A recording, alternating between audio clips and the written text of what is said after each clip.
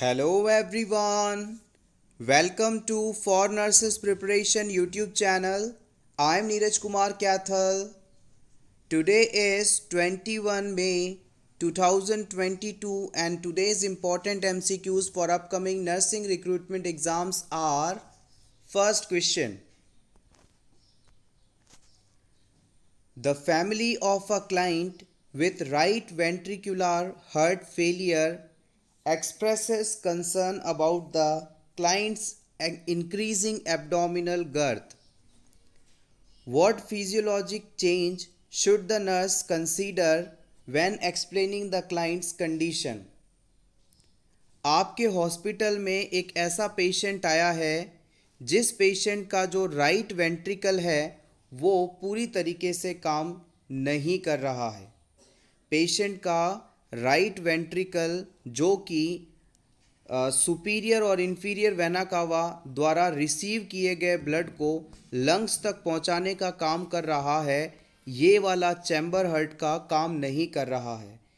Heart के इस chamber के काम ना कर पाने के कारण पेशेंट का जो एब्डोमिनल एरिया है वहाँ पर जो उसकी साइज़ है वो बढ़ रही है। यानी जब आप टेप के माध्यम से, इंच टेप के माध्यम से पेशेंट के एब्डोमेन एरिया को मापते हैं तो उसकी कमर का जो साइज़ है वो पहले की तुलना में अचानक बढ़ने लगा है।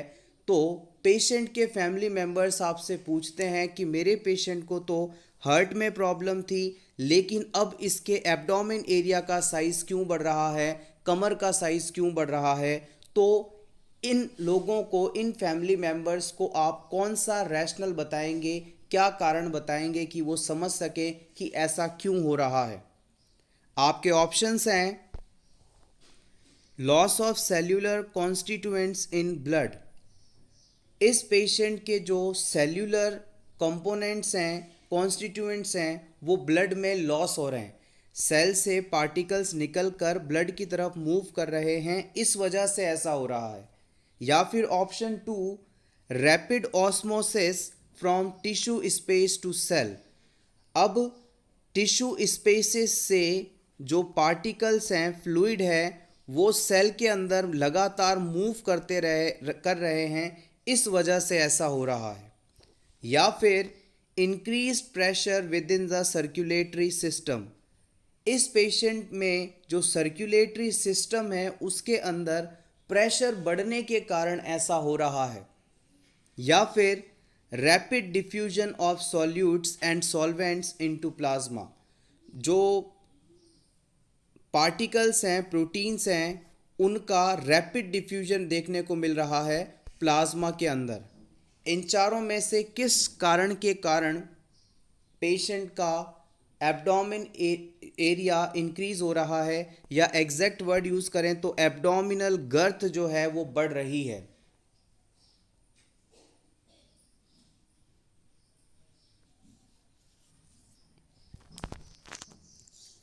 The right answer is option 3, increase pressure with the circulatory system। आइए इसका रैशनल जान लेते हैं जिसके बाद आपको ये पूरा कॉन्सेप्ट क्लियर हो जाएगा।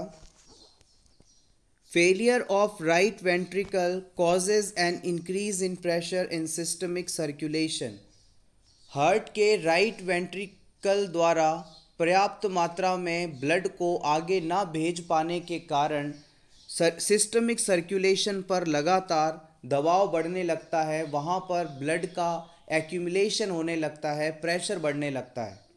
To equalize this pressure, fluid moves into the tissue causing edema and into the abdominal cavity causing ascites. Ascites leads to an increase in abdominal girth. Hopefully अब आप समझ गए होंगे।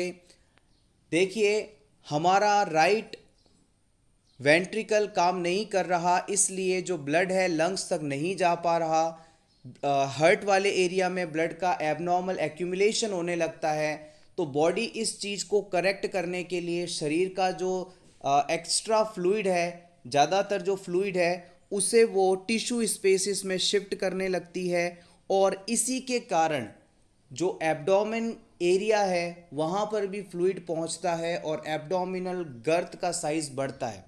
हमने प्रीवियस वीडियो में इस बात को डिस्कस किया है कि जब भी किसी पर्सन के अंदर एल्ब्यूमिन प्रोटीन की कमी होती है जो कि ब्लड वेसल्स में बह रहे फ्लूइड को बांध कर रखता है, उन्हें ब्लड वेसल से बाहर नहीं जाने देता, जैसे ही इस प्रोटीन की कमी होती है सारा फ्लूइड ब्लड वेसल से निकलकर एब्डोमिनल कैविटी की तरफ शिफ्ट हो जाता है और अचानक से पेशेंट का पेट फूलने लगता है, उसके एब्डोमिन गर्द का साइज बढ़ने लगता है और यही सिचुएशन यहाँ हो रही है।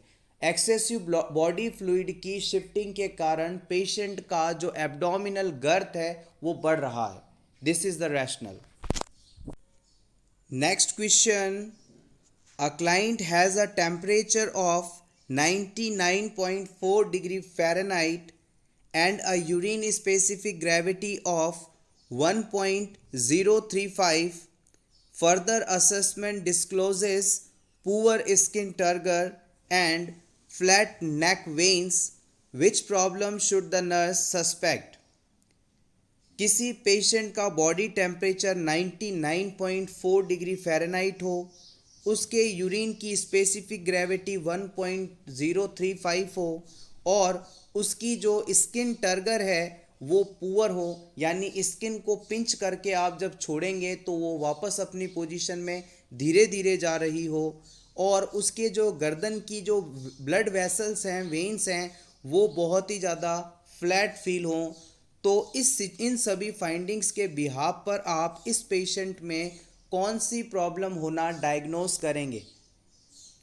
आपके ऑप्शंस हैं isotonic fluid volume deficit, option B hypoosmolar overhydration, option C hyponatremia, option D hypokalaemia.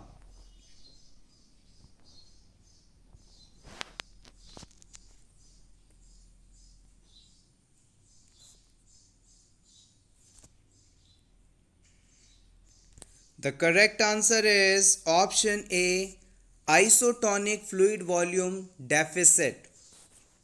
आइए इसके बारे में और जान लें। Symptoms of isotonic fluid deficit are, यहाँ पर किसी भी पेशेंट में आइसोटोनिक फ्लूइड की कमी होने पर कौन कौन से सिम्टम्स देखने को मिलते हैं उसकी बात करेंगे। सबसे पहले ये जान लीजिए, जो आइसोटोनिक फ्लूइड होते हैं इनकी टोनिसिटी बॉडी फ्लूइड की टोनिसिटी के इक्वल होती है। Hopefully this is clear. अब सिम्टम्स की बात करते हैं तो आइसोटोनिक फ्लूइड की बॉडी में कमी होने पर पेशेंट को thirst, weakness, weight loss, decrease skin turgor, dry mucous membrane, sunken eye balls, dry eyes, low grade fever, weak rapid pulse, drop in BP, orthostatic hypotension, flat neck veins, decreased capillary refill time, decreased central venous pressure, decreased urine volume 30 ml per hour से कम, increased urine specific gravity और increased hematocrit and burn level। ये सभी findings आपको isotonic fluid deficiency होने पर देखने को मिलती हैं। अब बात करते हैं हाइपोऑस्मोलार ओवरहाइड्रेशन क्या होता है। This condition causes impaired neurological function as a result of cerebral edema, confusion, convergence and coma. अगर किसी पेशेंट में ओवरहाइड्रेशन हो जाए, बॉडी में फ्लूइड की मात्रा नॉर्मल से ज़्यादा हो जाए, तो इस सिचुएशन के अंदर जो न्यूरोलॉजिकल फंक्शन है वो अल्टर्ड हो जाते हैं। पेशेंट में सेरिब्रल एडिमा हो सकती है, कन्फ्यूजन हो सकता है, कन्वर्जेंस आ सकते हैं, यहाँ तक कि कोमा में जा सकता है। तो याद रखिएगा, hypoosmolar overhydration is a dangerous condition that may cause neurological function impairment. Next बात करते हैं सिम्टम्स ऑफ हाइपोनेट्रीमिया। हाइपोनेट्रीमिया का मतलब है किसी भी पेशेंट में अगर सोडियम का लेवल नॉर्मल से कम हो जाए तो इसे हम हाइपोनेट्रीमिया कहते हैं। नॉर्मली पेशेंट में पर्सन में जो सोडियम है उसका लेवल 135 से 145 के बीच होना चाहिए। 135 से कम होते ही ये कंडीशन हाइपोनेट्रीमिया कहलाती है। और इस सिचुएशन में पेशेंट को लेथार्जी फील होता है, एनोरेक्सिया होता है, नोजिया वॉमिटिंग होता है, मसल क्रैम्प्स होते हैं। इसके अलावा confusion, muscle twitching, convergence, coma occurs when the serum sodium level less than 120 MEq/L। अगर सोडियम की मात्रा कम होते होते 120 मिली इक्विवेलेंट पर लीटर से कम हो जाए तो ये सभी सिम्टम्स आपको देखने को मिलेंगे।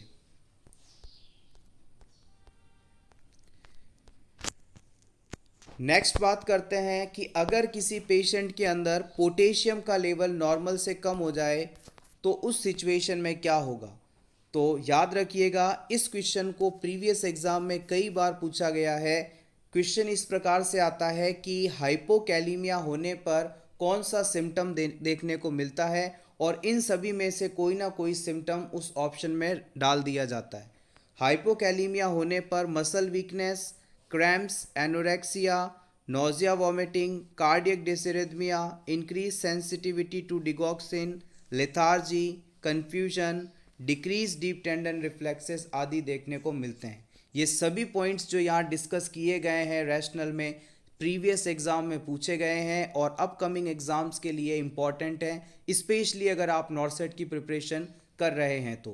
क्योंकि इस तरह के एग्ज़ाम में कोई भी एक सिम्टम दे दिया जाता है और वहाँ पर सिम्टम को आइडेंटिफाई करना बहुत ही मुश्किल होता है, इसलिए आपके रिवीजन के लिए इन सभी को डिटेल में दिया गया है। Next question, an anganwadi worker caters to what size of population.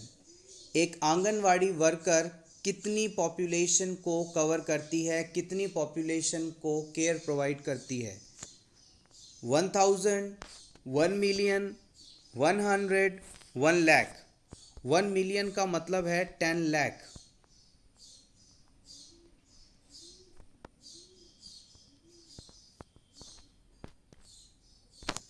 The right answer is option A, 1000।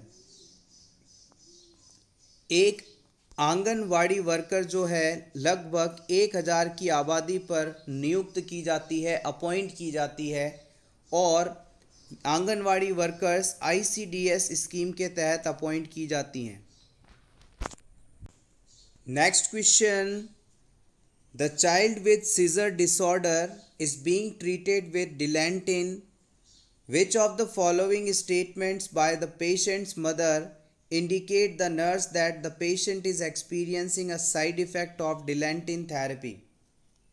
एक बच्चा जो कि सीजर्स डिसऑर्डर से ग्रसित है, इस बच्चे को ट्रीटमेंट के लिए डिलैंटिन दिया जा रहा है, जिसे आप पॉपुलरली फेनेंटाइन के नाम से जानते हैं। इस बच्चे की मदर द्वारा दिया गया कौन सा स्टेटमेंट आपको ये बताता है कि इस बच्चे को इस डिलैंटिन ड्रग से साइड इफ़ेक्ट डेवलप हो गया है। Option A, she is very irritable lately. जब उस बच्चे की माँ कहे कि मेरी बच्ची बहुत ही इरिटेबल हो रही है। Option B, she sleeps quite a bit of time. ये थोड़े समय के लिए ही शांत होकर सो पाती है। Option C, her gums look too big for her teeth. मेरी बच्ची के जो मसूड़े हैं वो दांतों की तुलना में बड़े दिखाई दे रहे हैं। या फिर she has gain 10 pounds in last 6 months। मेरी बेटी ने 6 महीने में 10 पाउंड वजन गेन किया है।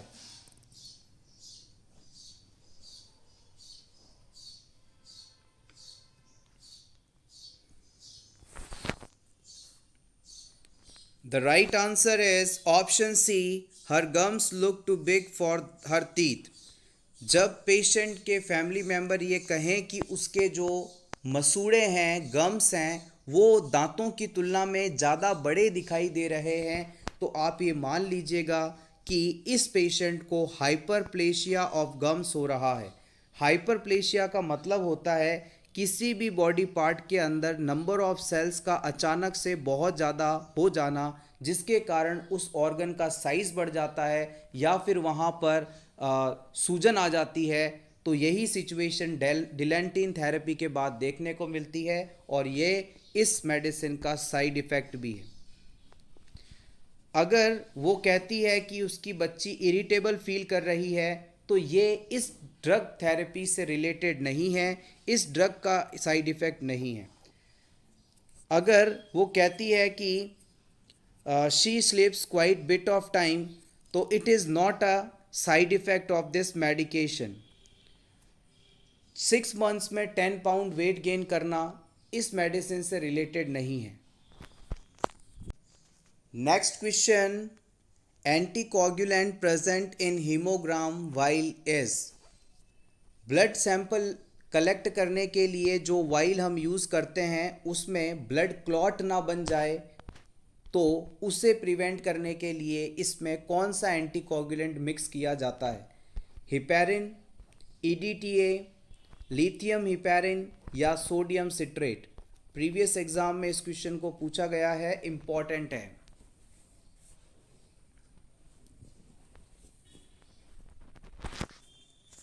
The right answer is option B, it is EDTA। Blood collection vials के अंदर EDTA यानी ethylenediaminetetraacetic acid पाया जाता है, जो कि ब्लड के कोगुलेशन यानी इसके थक्के बनने को रोकता है। Next question, vasodilation of blood vessel of skin causes.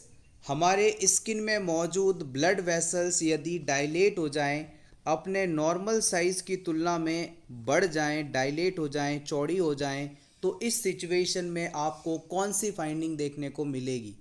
Heat loss होगा, हीट प्रोडक्शन होगा, no effect on heat loss और प्रोडक्शन, या फिर हाइपरटेंशन। बहुत ही सिंपल सा कॉन्सेप्ट है। The right answer is option A. देखिए, हमारे स्किन के नीचे जो ब्लड वेसल्स पाई जाती हैं, अगर वो अचानक अपने साइज़ को डायलेट कर दें, डायमीटर को बढ़ा दें, तो ये ब्लड वेसल ज़्यादा से ज़्यादा स्किन के कांटेक्ट में आएंगी। इस ब्लड वेसल के साइज़ बढ़ने के कारण ये इस ब्लड वेसल का जो एरिया है ज़्यादा से ज़्यादा अब स्किन के कांटेक्ट में आ रहा है, और स्किन के कांटेक्ट में आने के कारण कंडक्शन, कन्वेक्शन, इवोपरेशन, रेडिएशन आदि सभी मेथड्स जो हैं ज़्यादा मात्रा में इम्प्लीमेंट होंगे, और यहाँ पर आपको हीट लॉस देखने को मिलेगा। हीट का प्रोडक्शन यहाँ पर नहीं देखने को मिलेगा, और हाइपरटेंशन यानी इंक्रीज ब्लड प्रेशर उस सिचुएशन में होता है जब ब्लड वेसल्स कॉन्स्ट्रिक्ट हों। ब्लड वेसल्स के कॉन्स्ट्रिक्शन के कारण बीपी बढ़ता है, और डायलेट होने पर बीपी कम होता है। इस चीज़ को आप याद रखिएगा। Next question, secondary level of prevention of disease includes. Level of prevention से क्वेश्चन है, सेकेंडरी लेवल में आप किसे इंक्लूड करते हैं? Option A, early diagnosis and treatment. Option B, rehabilitation and disability limitation. Option C, specific protection and screening. Option D, screening and immunisation.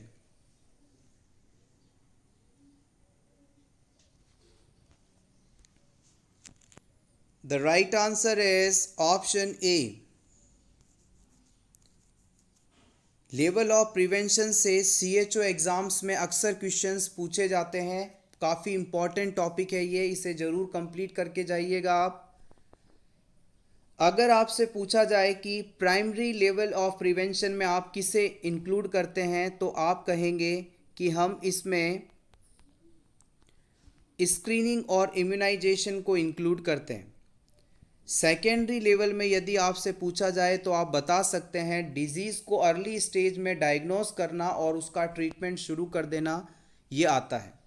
और tertiary state के अंदर पूछा जाए तो आप बता सकते हैं कि रिहैबिलिटेशन और डिसेबिलिटी को लिमिट करना, यानी किसी पेशेंट के अंदर डिजीज़ हुआ, हमने उसका ट्रीटमेंट कर दिया, अब पेशेंट को डिजीज़ होने से पहले उसकी जो फंक्शनल स्टेट थी उसमें लाना, यानी पेशेंट को पूरी तरह से स्वस्थ कर देना ताकि वो अपने पहले जैसा वो काम कर रहा था मैक्सिमम वैसे काम कर सके और उसमें किसी भी प्रकार की डिसेबिलिटी ना रहे। ये टर्सरी लेवल के अंदर इंक्लूड किया जाता है। Next question, a nurse identifies that a client's hemoglobin level is decreasing and is concerned about tissue hypoxia. An increase in what diagnostic test result indicate an acceleration in oxygen dissociation from hemoglobin. आप किसी ऐसे client की care कर रहे हैं जिसकी blood report देखने के बाद आप पाते हैं कि उसका हीमोग्लोबिन लेवल लगातार डिक्रीज़ हो रहा है और हीमोग्लोबिन डिक्रीज़ होने के कारण उसमें हाइपोक्सिया स्टेट डेवलप हो सकती है, यानी सेल्स के अंदर ऑक्सीजन की मात्रा कम हो सकती है। इस सिचुएशन में हीमोग्लोबिन द्वारा ऑक्सीजन को छोड़ दिए जाने की रेट कितनी है, इसे आइडेंटिफाई करने के लिए आप कौन सा डायग्नोस्टिक टेस्ट वैल्यू चेक करेंगे। देखिए, हमारी जो आरबीसी होती है, आरबीसी के ऊपर हीमोग्लोबिन पाया जाता है और हीमोग्लोबिन का काम है ये ऑक्सीजन को ट्रांसफ़र करने का काम करता है। एक हीमोग्लोबिन मॉलिक्यूल जो है वो 4 ऑक्सीजन के एटम को कैरी करता है। अगर किसी पेशेंट के अंदर हीमोग्लोबिन ऑक्सीजन को बाउंड नहीं कर पा रहा है या कर पा रहा है, आपको ये चीज़ आइडेंटिफाई करनी हो तो इन चारों में से कौन सी वैल्यू को आप चेक करेंगे, ये आपको यहाँ बताना है। आपके ऑप्शंस हैं पीएच, PO2, PCO2 या HCO3।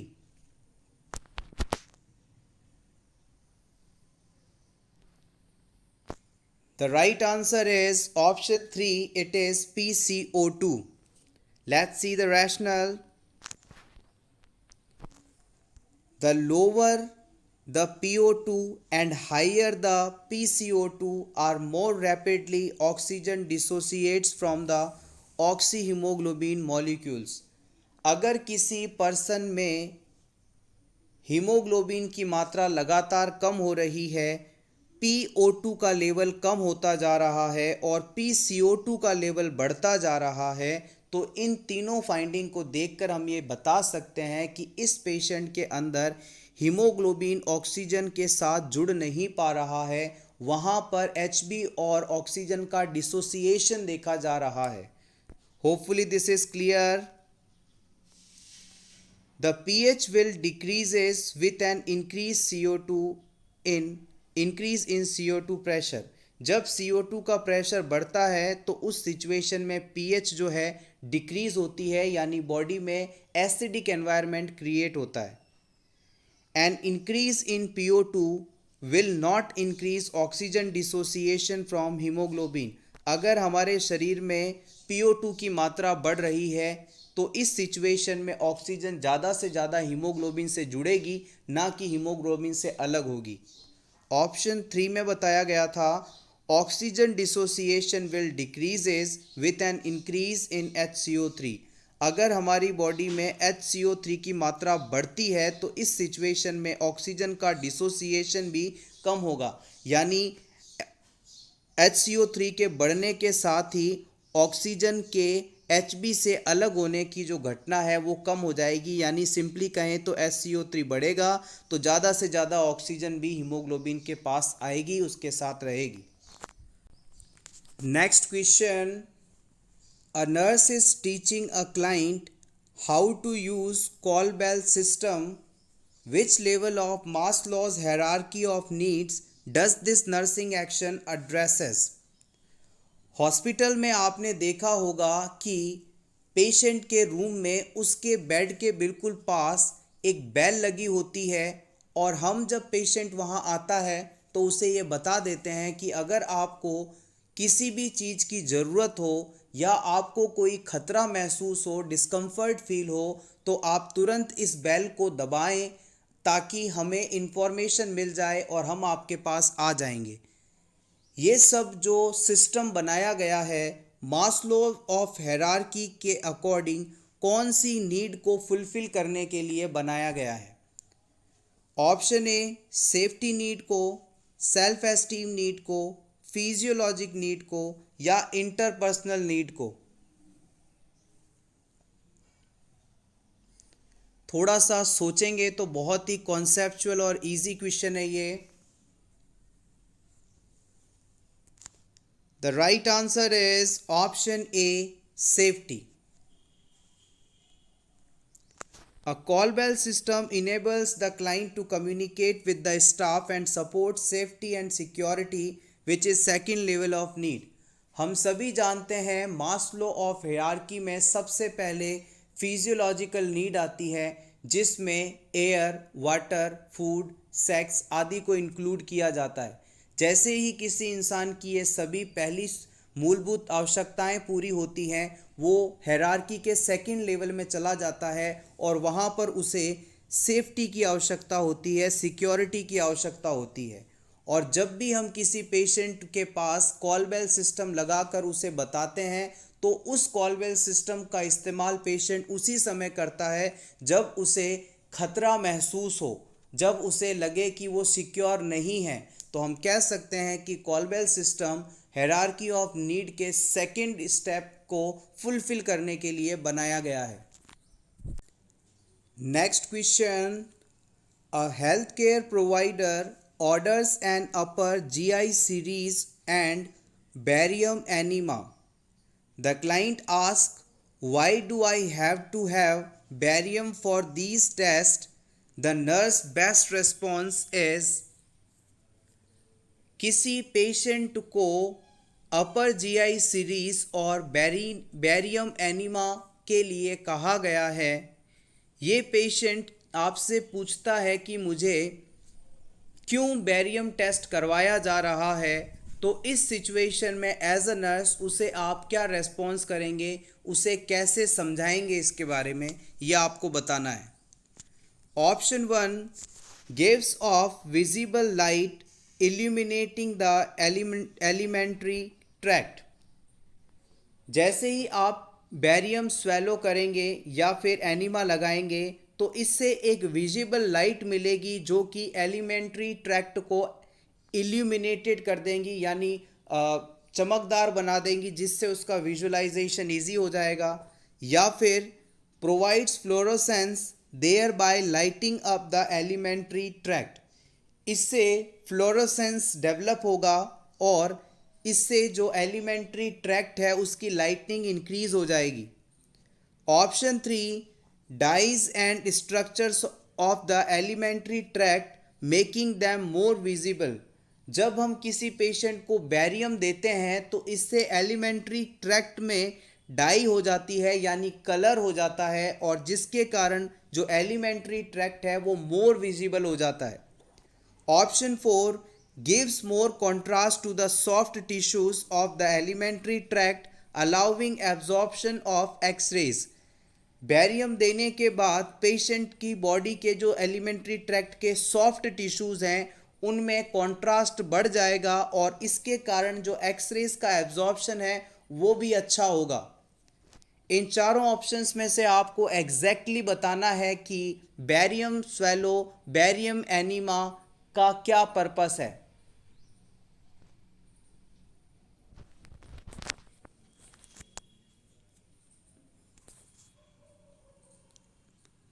The right answer is option 4. It gives more contrast to a soft tissue of the alimentary tract, allowing absorption of X-rays. Let's see the exact rationale by which you will make it more clear.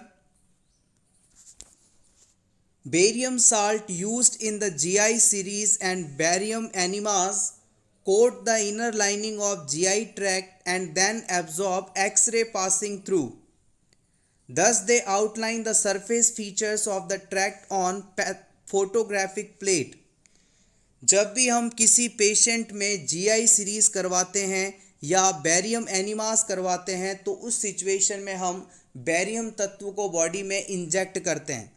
ये barium जो है GI tract में जाने के बाद वहाँ के tissues के द्वारा वहाँ पर एक डाई के रूप में या एक परत के रूप में कोटिंग बना लेता है, और जब इस पर्टिकुलर पार्ट का एक्सरे किया जाता है तो एक्सरे में जो इमेज बनती है वो बहुत ही ज़्यादा क्लियर होती है। इस बैरियम के थ्रू जो सरफेस की आउटलाइन है बहुत ही विजिबल हो जाती है, बहुत ही क्लियर होती है। ऑप्शन 1 में कहा गया था कि बैरियम देने से लाइट इमिटिंग होती है, यानी वहाँ पर रोशनी पैदा होती है, जबकि ऐसा कुछ भी नहीं है। बैरियम लाइट इमिटिंग यानी लाइट प्रोड्यूस करने वाला गुण नहीं रखता। बैरियम में फ्लोरोसेंस भी नहीं होता है, ये भी गलत है। और बैरियम जो है उसकी प्रॉपर्टी डाई जैसी नहीं होती, ये वहाँ पर कोटिंग करता है, ना कि पर्टिकुलर डाइंग का काम करता है। Next question, a client is diagnosed with cancer of the rectum and has surgery for an abdominoperineal resection and colostomy. Which nursing care should be implemented during the post-operative period? किसी patient को rectum area में cancer था, इस patient में एब्डोमिनोपेरिनियल resection किया गया, यानी कि जिस हिस्से में कैंसर है वहाँ से लेकर last part of the intestine को रिमूव कर दिया गया है, और जो सही वाला हिस्सा है वहाँ पर उसे बॉडी की आउटर सरफेस पर कनेक्ट कर दिया गया है, कोलोस्टोमी के रूप में बना दिया गया है, ताकि जो स्टूल है वो इसी रूट से बाहर निकाल लिया जाए। एब्डोमिनोपेरिनियल और कोलोस्टोमी ये दोनों सर्जरीज करने के बाद पोस्ट ऑपरेटिव पीरियड में कौन सी नर्सिंग केयर सबसे ज़्यादा इम्पॉर्टेंट है, ये आपको बताना है। Option 1, limiting fluid intake for several days. हमें इस पेशेंट को कई दिनों तक पीने के लिए कोई भी फ्लूइड या पानी नहीं देना है। Option 2, withhold fluids for 72 hours. कम से कम 72 आवर्स तक हमें फ्लूइड को रेस्ट्रिक्ट करना है। Option 3, having the client change the colostomy bag. Patient में लगातार कोलोस्टोमी बैग को चेंज करते रहना है। या फिर keeping the clients skin around the stoma clean. हमें इस पेशेंट में जिस जगह पर कोलोस्टोमी का स्टोमा है उसे लगातार क्लीन करते रहना है। पोस्ट ऑपरेटिव पीरियड में कौन सा केयर सबसे ज़्यादा इम्पॉर्टेंट है उसे सेलेक्ट करना है आपको।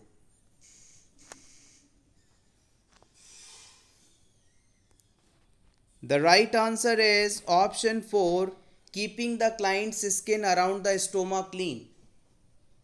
जिस जगह पर स्टोमा है उसके आसपास की स्किन को क्लीन करना यहाँ पर प्रायोरिटी है। If the area is not kept both clean and dry, drainage from the colostomy can quickly cause breakdown of skin around the stoma.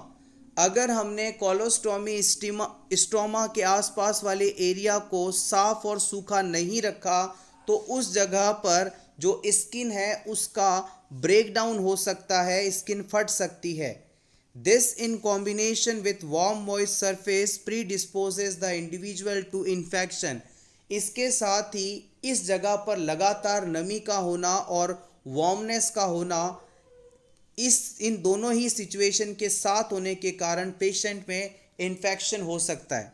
तो याद रखिएगा, जब भी पेशेंट में कोलोस्टोमी की जाती है तो कोलोस्टोमी की जो ओपनिंग है, स्टोमा है, उसके आसपास के एरिया को हमें क्लीन रखना है, ड्राई रखना है, ताकि वहाँ की स्किन ब्रेकडाउन ना हो, फटे नहीं, साथ ही साथ उस जगह पर इन्फेक्शन ना डेवलप हो। ये सबसे ज़्यादा ज़रूरी है। इस पूरे क्वेश्चन के अंदर आपसे एग्जामिनर चाहे तो सिंपली ये पूछ सकता था कि कोलोस्टोमी का स्टोमा जो होता है उसमें केयर के दौरान कौन सी चीज़ सबसे इम्पॉर्टेंट है। लेकिन क्वेश्चन को थोड़ा बड़ा करने के लिए, आपको डराने के लिए, कंफ्यूज करने के लिए इसकी लेंथ को, लैंग्वेज को कॉम्प्लिकेटेड किया गया, बढ़ाया गया, और बाकी ये क्वेश्चन बिल्कुल सिंपल है। Next question, what are the professional ethics. Professional ethics क्या है, इसे आपको बताना है। Option A, code of professional ethics are not often established to guide. Option B, professionally accepted standards are not present. Option C, standards of personal and business behavior, value and guiding principles. Option 4, not performing their job functions. कौन सा statement professional ethics को define करता है? The right answer is option C, that is standards of personal and business behavior, values and guiding principle। इन सभी points को आप note करें, याद रखें, ये आपके लिए बहुत ही ज़रूरी है। इसे इजी करने के लिए आप इसे हिंदी में भी समझ सकते हैं। Standards of personal and business behaviour, values and guiding principles, ये सभी प्रोफेशनल एथिक्स को बताते हैं। व्यक्तिगत और व्यावसायिक व्यवहार के मानक, मूल्य और मार्गदर्शक सिद्धांत ही प्रोफेशनल एथिक्स कहलाते हैं। Take screenshot if you want for your revision. Next question, aqueous humour is produced in. हमारी आइज के अंदर जो लिक्विड सब्सटेंस एक्वस ह्यूमर होता है वो किसके द्वारा प्रोड्यूस होता है? Subarachnoid space of meninges, the lateral ventricles, the choroids, the ciliary body.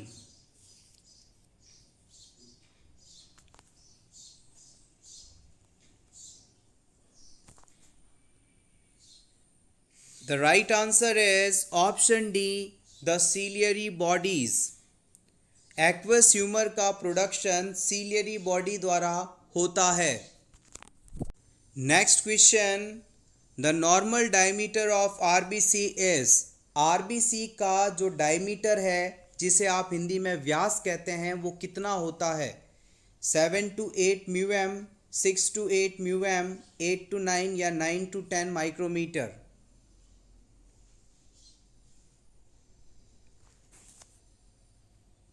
The right answer is option A, it is 7 to 8 म्यूएम, 7 से 8 माइक्रोमीटर आरबीसी का डायमीटर होता है, इसकी चौड़ाई होती है। Next question, normal intraocular pressure is. Normal intraocular pressure बताना है आपको। 8 to 21, 16 to 25, 20 to 35, 19 to 38।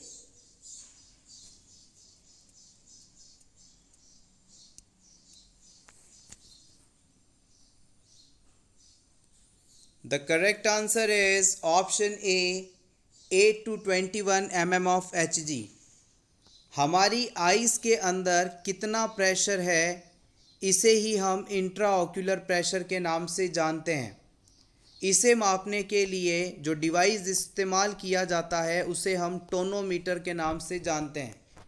अगर आइस का प्रेशर 23 mm ऑफ Hg से ज़्यादा हो जाए तो इस कंडीशन को हम ग्लूकोमा कहते हैं। ग्लूकोमा डिजीज़ में टनल विजन देखने को मिलता है। Next question, a client with osteomyelitis has an order for a trough level to be done because he is taking gentamicin. When should the nurse call the lab to obtain the trough level. किसी patient को gentamicin नामक antibiotic चल रही है और ये patient osteomyelitis का है। इस मेडिसिन का ट्रफ लेवल हमें चेक करना है, तो हमें लैब स्टाफ को किस समय बुलाना चाहिए? Option A before the first dose, पहली डोज लगाने से पहले। Option B 30 minutes before the fourth dose, चौथी डोज लगाने से 30 मिनट पहले। या फिर 30 minutes after the first dose, पहली डोज लगाने के 30 मिनट बाद। या फिर 30 minutes after the fourth dose, चौथी डोज लगाने के 30 मिनट बाद।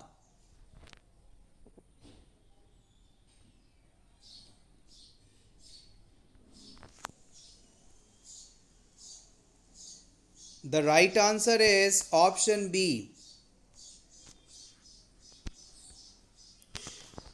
Trough level are the lowest blood levels that should be done 30 minutes before the third IV dose or 30 minutes before the fourth IV dose. Gentamicin medicine का trough level जानने का मतलब है कि ब्लड में ये दवा का मिनिमम या लोवेस्ट लेवल कितना है, और इस लेवल को जब भी चेक किया जाता है तो उसके लिए सबसे ज़रूरी,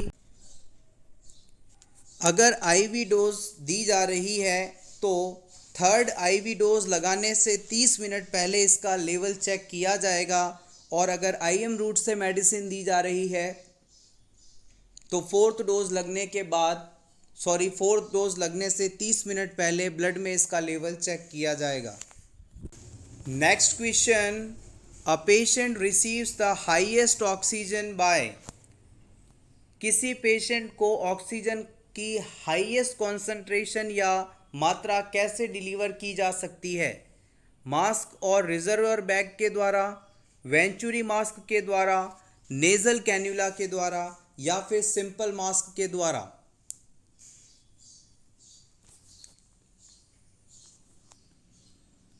the right answer is option A, mask with reservoir bag. Mask के साथ रिजर्वेयर बैग की प्रेजेंस द्वारा हम पेशेंट में हाईएस्ट ऑक्सीजन डिलीवर कर सकते हैं। Next question, pepsinogen is secreted by, pepsinogen का सिक्रीशन किसके द्वारा होता है? चीफ सेल्स द्वारा, मास्ट सेल्स द्वारा, बीटा सेल्स द्वारा, या पैराइटल सेल्स के द्वारा?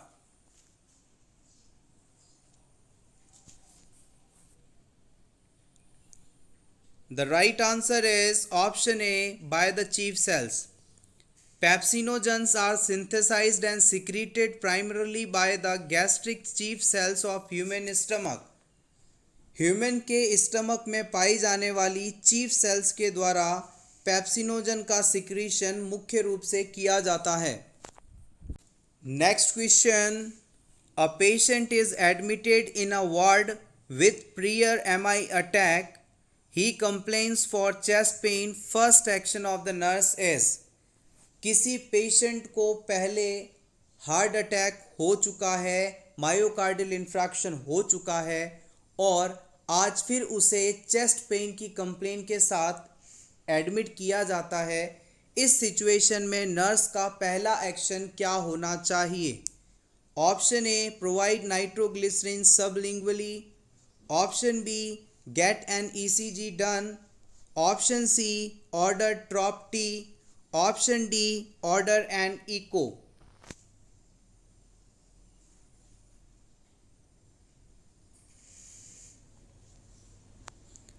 The right answer is option A. जब भी पेशेंट को चेस्ट पेन की कंप्लेन हो तो वहाँ पर आप नाइट्रोग्लिसरीन मेडिसिन को सबलिंगुअल रूट द्वारा एडमिनिस्टर करेंगे। सबलिंगुअल रूट का मतलब है इस मेडिसिन को जीभ के नीचे रखना ताकि वो वहाँ से डिसॉल्व होकर जल्दी ही एब्जॉर्ब हो जाए। Next question, which of the following is completely reabsorbed in proximal convoluted tubules of nephron?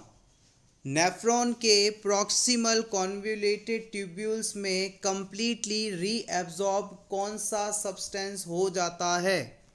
Sodium, urea, glucose, या वाटर?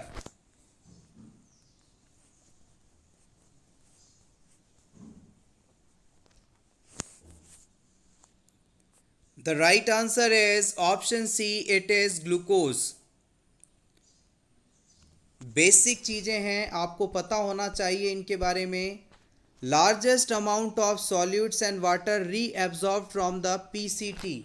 हमारे नेफ्रॉन का जो प्रॉक्सिमल कॉन्वोल्यूटेड ट्यूब्यूल्स वाला पार्ट है, वहाँ से जब ब्लड छनता है, गुजरता है, तो उस सिचुएशन में ज़्यादातर सॉल्यूट्स और वाटर का रीएब्जॉर्प्शन कर लिया जाता है और उन्हें वापस ब्लड में भेज दिया जाता है।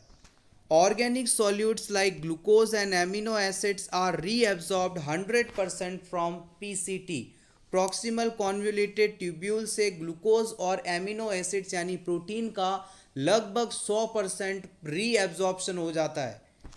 Water, sodium, potassium reabsorbed 85% and HCO3 reabsorbed 80 to 90% into PCT। PCT में सोडियम, पोटेशियम और वाटर लगभग 85% रीएब्जॉर्ब हो जाता है, जबकि बाइकार्बोनेट 80 से 90% तक रीएब्जॉर्ब कर लिया जाता है। आप चाहें तो इसका स्क्रीनशॉट ले सकते हैं, इंपॉर्टेंट है। Thank you so much everyone for watching this complete video. अगर आपको ये क्लास अच्छी लगी हो तो प्लीज़ वीडियो को लाइक कर दीजिएगा और इसी तरह के और वीडियोस देखने के लिए for nurses preparation YouTube channel को ज़रूर सब्सक्राइब करें। Best of luck.